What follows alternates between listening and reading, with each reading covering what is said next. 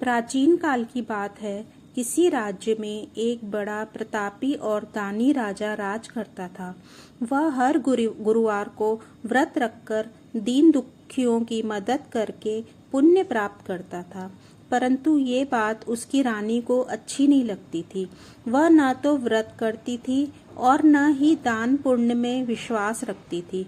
इतना ही नहीं, वह राजा को भी ऐसा करने से मना करती थी। एक समय की बात है, राजा शिकार खेलने के लिए वन गए। घर पर रानी और दासी थी। उस समय गुरु बृहस्पति देव साधु का रूप धारण कर राजा के दरवाजे पर भिक्षा मांगने आए। साधु ने जब रानी से भिक्षा मांगी तो वह कहने लगी, हे साधु महाराज, मैं इस दान और पुण्य से तंग आ गई हूँ। आप कोई ऐसा उपाय बताएं जिससे कि सारा धन नष्ट हो जाए और मैं आराम से रह सकूं। इतना सुनकर बृहस्पति देव ने कहा, हे देवी, तुम बड़ी विचित्र हो। संतान और धन से कोई दुखी होता है। अगर अधिक धन है तो इसे शुभ कार्यों में लगाओ। कुंवारी कन्याओं का विवाह कराओ, विद्यालय और बाग बगीचे का निर्माण कराओ, जिससे तुम्हारे दोनों लोग सुधरे। परंतु साधु की इन बातों से रानी को खुशी नहीं हुई। उसने कहा कि मुझे ऐसे धन की आवश्यकता नहीं है जिसे मैं दान दूं और जिसे संभालने में मेरा सारा समय नष्ट हो जाए। तब साधु ने कहा, अगर तुम्हारी ऐसी इच्छा है तो मैं जैसा तुम्हें बताता हूँ वैसा ही करना।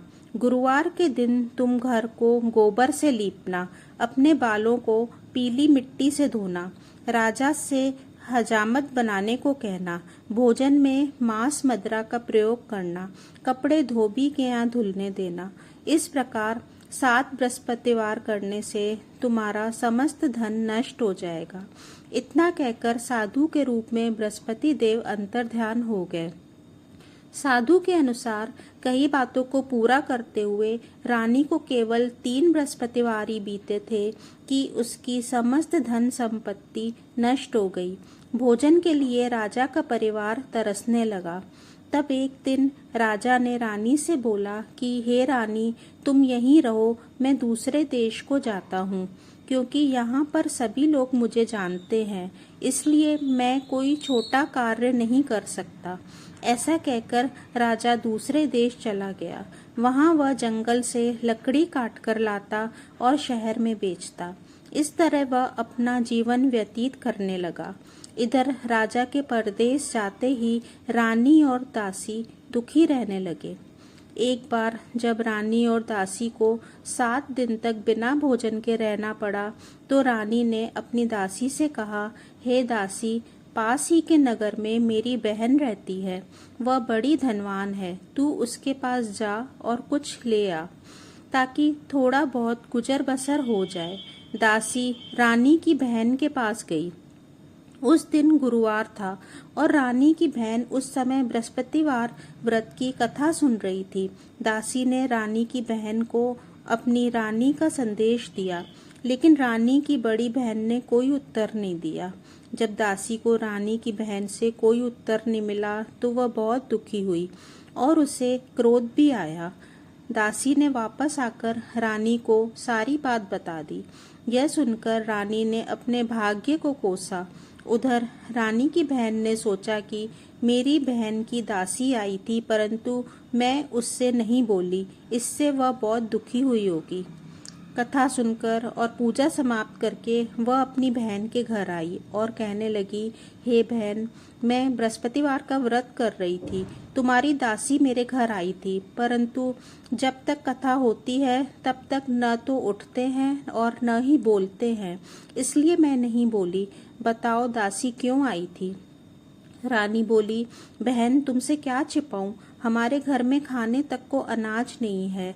ऐसा कहते कहते रानी की आंखें भर आई। उसने दासी समेत पिछले 7 दिनों से भूखे रहने की पूरी बात अपनी बहन को बता दी। रानी की बहन बोली, देखो बहन, भगवान बृहस्पति देव सबकी मनोकामना पूर्ण करते हैं। देखो, शायद तुम्हारे घर में अनाज रखा हो। पहले तो रानी को विश्वास नहीं हुआ, पर बहन के आग्रह करने पर उसने अपनी दासी को अंदर भेजा तो उसे सचमुच अनाज से भरा एक घड़ा मिल गया। ये देखकर दासी को बड़ी हैरानी हुई। दासी रानी से कहने लगी, हे रानी, जब हमको भोजन नहीं मिलता तो हम व्रत ही तो करते हैं, इसलिए क्यों न इनसे व्रत और कथा की विधि पूछ ली जाए ताकि हम भी व्रत कर सकें। तब रानी ने अपनी बहन से बृहस्पतिवार व्रत के बारे में पूछा। उसकी बहन ने बताया, बृहस्पतिवार के व्रत में चने की दाल और मुनक्के केले की जड़ में अर्पित करें तथा दीपक जलाएं, व्रत कथा सुने और पीला भोजन ही करें। इससे बृहस्पति देव और विष्णु भगवान प्रसन्न होते हैं। व्रत और पूजा की विधि बताकर रानी की बहन अपने घर को लौट गई। 7 दिन के बाद जब गुरुवार आया तो रानी और दासी ने व्रत रखा। वह घुड़साल में जाकर चना और गुड़ लेकर आई, फिर उससे केले की जड़ तथा विष्णु भगवान की पूजा की। अब पीला भोजन की चिंता को लेकर दोनों बहुत दुखी हुई। चूंकि उन्होंने व्रत रखा था, इसलिए बृहस्पति देव उनसे प्रसन्न थे। वह एक साधारण व्यक्ति का रूप धारण कर 2 थालों में पीला भोजन दासी को दे गए। भोजन पाकर दासी प्रसन्न हुई और फिर रानी के साथ मिलकर भोजन ग्रहण किया। उसके बाद वह सभी गुरुवार को व्रत और पूजा करने लगी। बृहस्पति देव की कृपा से उनके पास फिर से धन संपत्ति आ गई, परंतु रानी फिर से पहले की तरह आलस्य करने लगी। तब दासी बोली, देखो रानी, तुम पहले भी इसी प्रकार आलस्य करती थी।